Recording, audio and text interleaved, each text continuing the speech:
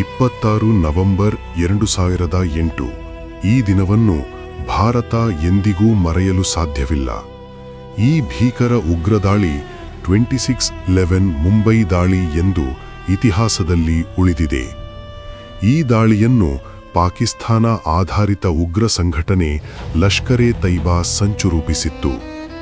10 ಉಗ್ರರು ಸಮುದ್ರ ಮಾರ್ಗದಿಂದ ಮುಂಬೈಗೆ ಪ್ರವೇಶಿಸಿದರು.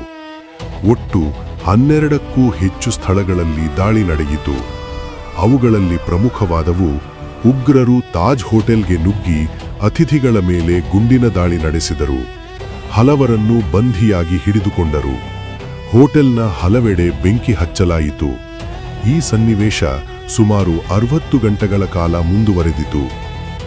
ಭಾರತದ ಭದ್ರತಾ ಪಡೆಗಳು, ವಿಶೇಷವಾಗಿ ನ್ಯಾಷನಲ್ ಸೆಕ್ಯೂರಿಟಿ ಗಾರ್ಡ್ (NSG) ಕಾರ್ಯಾಚರಣೆ ಆರಂಭಿಸಿತು. ಆಪರೇಷನ್ ಬ್ಲ್ಯಾಕ್ ಟಾರ್ನಿಡೋ ಎಂಬ ಹೆಸರಿನಲ್ಲಿ ನಡೆದ ಈ ಕಾರ್ಯಾಚರಣೆ 29 ನವೆಂಬರ್ ರಂದು ಮುಕ್ತಾಯವಾಯಿತು. 9 ಉಗ್ರರನ್ನು ಹೊಡೆದುರುಳಿಸಲಾಯಿತು. ಒಬ್ಬ ಉಗ್ರ, ಅಜ್ಮಲ್ ಕಸಬ್, ಜೀವಂತವಾಗಿ ಬಂಧಿಸಲ್ಪಟ್ಟನು. ಅಜ್ಮಲ್ ಕಸಬ್ ವಿರುದ್ಧ ನ್ಯಾಯಾಲಯದಲ್ಲಿ ವಿಚಾರಣೆ ನಡೆದು 2012ರಲ್ಲಿ ಅವನಿಗೆ ಮರಣದಂಡನೆ ವಿಧಿಸಲಾಯಿತು. ಅವನಿಗೆ ಶಿಕ್ಷೆಯನ್ನು ಪುಣೆ ಯರವಡಾ ಜೈಲಿನಲ್ಲಿ ಜಾರಿಗೊಳಿಸಲಾಯಿತು. ಪರಿಣಾಮ: ಒಟ್ಟು 166 ಜನರು ಮೃತಪಟ್ಟರು. 300ಕ್ಕೂ ಹೆಚ್ಚು ಮಂದಿ ಗಾಯಗೊಂಡರು. ದೇಶದ ಸುರಕ್ಷತಾ ವ್ಯವಸ್ಥೆಯಲ್ಲಿ ದೊಡ್ಡ ಬದಲಾವಣೆಗಳು ತರಲಾಯಿತು. ಈ ದಾಳಿ ಭಾರತಕ್ಕೆ ಒಂದು ಎಚ್ಚರಿಕೆಯ ಗಂಟೆಯಾಗಿತ್ತು.